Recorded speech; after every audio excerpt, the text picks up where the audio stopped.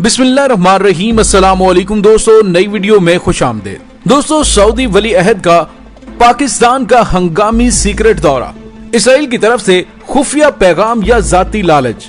और दोस्तों, इसके साथ एक बड़ी अहम खबर सामने आई है, वो ये है कि इसराइली कमांडोज की एक बड़ी तादाद सऊदी अरब में दाखिल हो गई है। और दोस्तों, इसके साथ एक बड़ी अहम खबर सामने आई है कि आले सऊद की हिफाजत के लिए इसराइली फौज के कमांडोज सऊदी अरब पहुंच गए हैं। वीडियो की तफसील में जाने से पहले आप देख रहे हैं हकीकत की दुनिया डॉक्टर अली के साथ। हमारा चैनल सब्सक्राइब करके घंटी के निशान को दबाना मत भूलिएगा। इस वीडियो को ज्यादा से ज्यादा फेसबुक, व्हाट्सएप और सोशल मीडिया पर शेयर जरूर करें। शेयर और लाइक करने के साथ साथ कमेंट बॉक्स में पाक फौज जिंदाबाद, पाकिस्तान जिंदाबाद और पाकिस्तान के गुमनाम हीरोज को सलाम का नारा कमेंट जरूर कीजिएगा।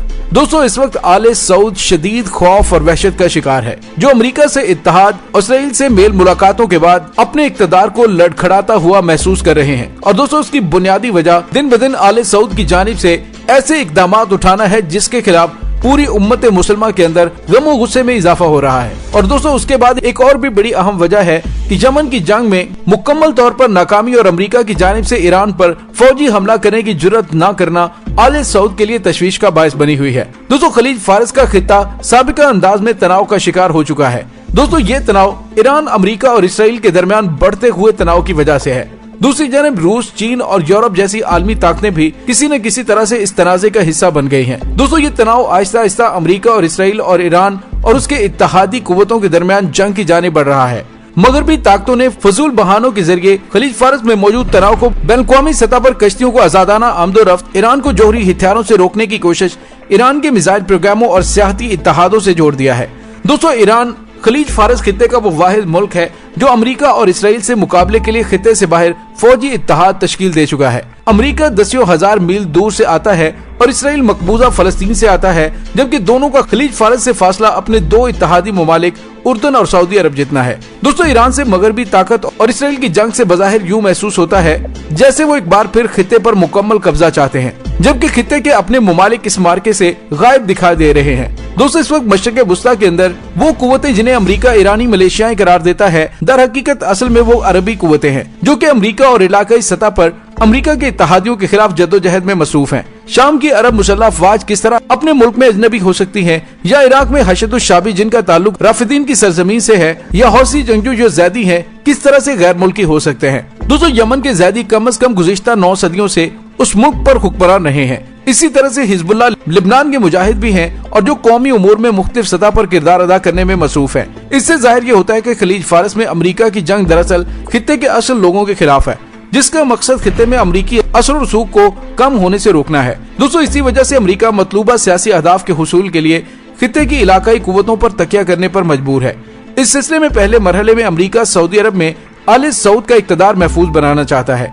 अमेरिका एक तरफ आले सऊद के दिल से खौफ और वहशत खत्म करना चाहता है, जबकि दूसरी तरफ इस मुल्क के तेल और गैस के ज़खायर लूटने के दर पे है। और दोस्तों, यहाँ पे आपको ये भी बताते चले कि अमेरिका ने जदीद हथियारों से लैस 500 फौजी खुफिया तौर पर सऊदी अरब में पहुंचा दिए हैं। और दोस्तों, कहा यह जा रहा है कि ये 500 फौजी कमांडोज इसराइली कमांडोज हैं। दोस्तों, आले सऊद को अच्छी तरह से अंदाजा हो चुका है कि उनकी बादशाहत इस वक्त खतरे में है। शहजादा मोहम्मद बिन सलमान ने अपने इंटरव्यू में भी कहा था कि उन्हें खतरा है कि उनके अपने की लोग उन्हें कत्ल कर सकते हैं। दोस्तों, ये सऊदी अरब के लिए इंतहाई तज़हीक अमेज बात है। मुकद्दस सरजमीन की हिफाजत के लिए गैर मुस्लिम अफवाज को आने की इजाजत दे रहे हैं। और दोस्तों, यहाँ पे आपको ये बताते चलें कि अमरीकी फौजियों की जगह इसराइली फौजियों का इंतखाब क्यों किया गया, क्योंकि सवाल किया जा सकता था कि सरजमीन मुकद्दस की रवायात के खिलाफ है कि मुसलमानों की मुकद्दस सरजमीन पर गैर मुस्लिम अफवाज को रहने की इजाजत दी जाए। दोस्तों, इसी वजह से अब सऊदी हुकूमत ये दलील पेश कर सकती है कि यहूदी तो अहले किताब हैं, जबकि इस्लाम से पहले यहूदी मक्का और मदीना में इकट्ठे रहते रहे हैं। और दोस्तों, खबरें जो सामने आ रही हैं वो ये हैं कि सऊदी अरब का शहजादा मोहम्मद बिन सलमान एक सीक्रेट पाकिस्तान का दौरा फरवरी में करने वाले हैं, जिसकी मीडिया पर ना तो बातचीत होगी और न ही इस दौरे के हवाले से कोई भी मालूमात फराहम की जाएंगी।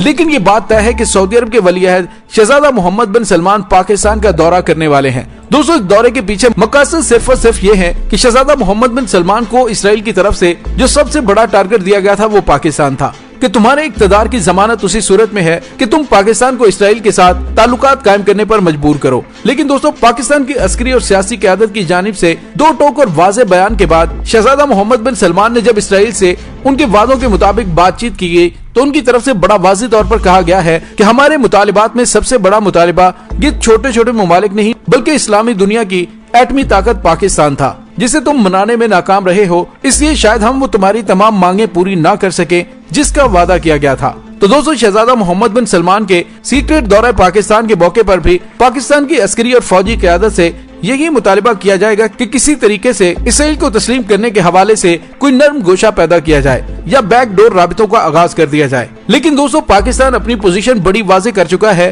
گزشتہ روز وزیر اعظم پاکستان عمران خان نے ایک بار پھر واضح طور پہ کہا کہ پاکستان اسرائیل کو کسی صورت بھی تسلیم نہیں کر سکتا۔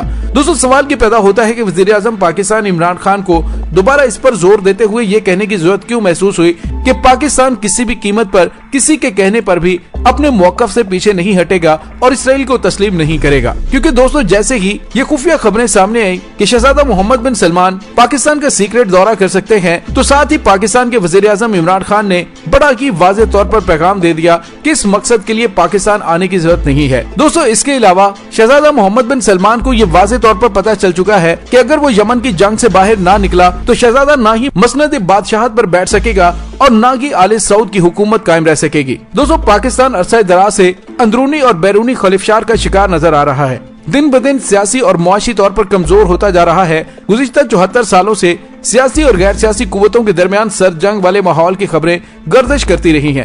ملک کی خارجہ پالیسی بھی اتار چڑھاؤ کا شکار رہی۔ امریکی بہادر کے ساتھ فوجی اور اقتصادی معاہدے کر کے ہم امداد تو لیتے رہے، لیکن کبھی بھی ضرورت کے وقت ہم ان کے تعلقات سے مستفید نہیں ہو سکے۔ ہم امریکہ کو مختلف خطابات سے نوازتے رہے ہیں اور امریکہ بھی اپنے مفاد کے لیے بوقت ضرورت ہمیں استعمال کرتا آیا ہے۔ دوستو، امریکہ نے تو چلیں اپنے مفادات کے لیے ہمیں مدد فراہم کی، لیکن سعودی عرب، جس نے امریکی اماں پر جنرل ضیاء الحق کے دور میں افغانستان میں روس کے خلاف جنگ میں حصہ بننے کے لیے دنیا کے جنگجوؤں کو پاکستان کے قبائلی علاقوں میں آباد کر کے جہاد کے نام پر ٹریننگ دی، اور روس کی شکست کے بعد امریکہ اور ہمارا برادر اسلامی ملک سعودی عرب اپنے اپنے گھر چلے گئے۔ بس ہماری امداد چلتی رہی اور ہم ان کا اعلیٰ کار بنتے رہے۔ 9/11 کے بعد اسلام اور پاکستان کے سارے خیر خواہ ہمارے دشمن بن گئے۔ موجودہ صورتحال میں پاکستان سیاسی، سماجی، مذہبی اور دہشت گردی کے مسائل سے نبرد آزما ہے۔ جانی اور مالی قربانیوں کے باوجود پاکستان کو شک کی نگاہ سے دیکھا جا رہا ہے۔ اور دوستو، اگر ہم اسلام کے نام پر امریکہ اور سعودی عرب کے مفادات کی جنگ میں نہ پڑتے تو آج ہمیں یہ دن نہ دیکھنے پڑتے۔ پاکستان میں انتہا پسندی، مذہبی منافرت، فرقہ پرستی کی بنیاد ڈالنے والے سعودی عرب کی لبرل بننے کی مثالیں دنیا دے رہی ہے، اور افغانستان سمیت خطے میں ہر برائی کی جڑ پاکستان کو سمجھا جا رہا ہے۔ دوستو، پاکستان کو اسلام کا قلعہ بنانے والے سعودی عرب نے مدرسوں اور مذہبی تنظیموں کو مالی اور اخلاقی امداد دے کر مذہب کے نام پر نفرت کی ایسی نرسیوں کی بنیادیں ڈالی کہ ملک کی نظریاتی اور جغرافیائی سرحدوں کو ہلا کر رکھ دیا۔ لیکن آج جو ہم مذہب کے ٹھیکیدار بنے بیٹھے ہیں تو اب سعودی عرب لبرل بننے کو چلا ہے۔ دوستو، آئے روز سعودی عرب میں ویلنٹائن ڈے سے لے کر دیگر لبرل اور آزاد خیال تہوار منا کر شخصی آزادی کی مثالیں قائم کی جا رہی ہیں، لیکن پاکستان میں ایسے تہواروں کی نمود و نمائش اب قانوناً جرم بن چکی ہے۔ سعودی عرب اپنی بادشاہی کو بچانے کے لیے تو لبرل بن رہا ہے، لیکن شام سے لے کر یمن اور ایران کے حوالے سے بظاہر اس کی پالیسی میں کوئی تبدیلی نہیں آ رہی۔ ابھی بھی سعودی عرب اپنی فوج کو طاقت دینے کے لیے مختلف ممالک سے بات چیت کر رہا ہے تاکہ وہ خطے سمیت اپنے مخالفین کے اوپر اپنی چودھراہٹ کو قائم رکھ سکیں۔ دوستو، ہمیں سعودی عرب کے لبرل بننے پر کوئی اعتراض نہیں، لیکن ہم امید یہ کرتے ہیں کہ اب سعودی عرب پاکستان میں سیاسی اور غیر سیاسی رہنماؤں کو بڑے بڑے تحائف دینا اور مذہب اور مسلک کے نام پر پیسے، دودھ، کھجوریں اور کمبل دینا بند کر دے، اور شہزادہ محمد بن سلمان جو اپنے ذاتی مفادات کے لیے پاکستان کو ایک بار پھر استعمال کرنے کے لیے آ رہا ہے، یقیناً اس کو منہ کی کھانی پڑے گی، کیونکہ پاکستان کی جانب سے بڑا ہی واضح اور دو ٹوک موقف اختیار کیا گیا ہے کہ پاکستان نہ تو کسی پرائی جنگ کا حصہ بنے گا اور نہ ہی پاکستان اسرائیل کو تسلیم کرے گا۔ دوستو، اس کے ساتھ ہی ڈاکٹر علی کو اجازت دیجیے، انشاءاللہ بہت جلد ملتے ہیں ایک نئی ویڈیو میں۔ تب تک کے لیے اپنا بہت سارا خیال رکھیے گا۔ پاک فوج زندہ باد، پاکستان پائندہ باد، پاکستان کے گمنام ہیروز کو سلام، اللہ وارث۔